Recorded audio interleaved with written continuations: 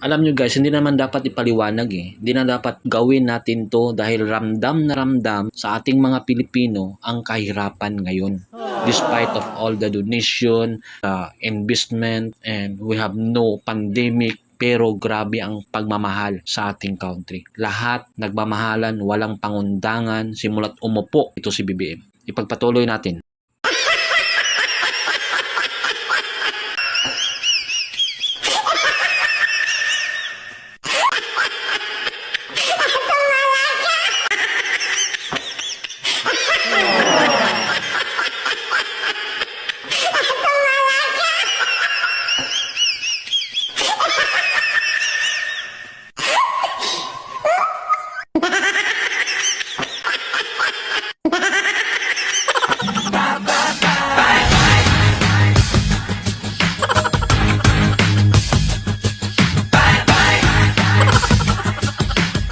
Sama tayo pabago muli para maging milyonaryo. Para maging milyonaryo. Para maging milyonaryo.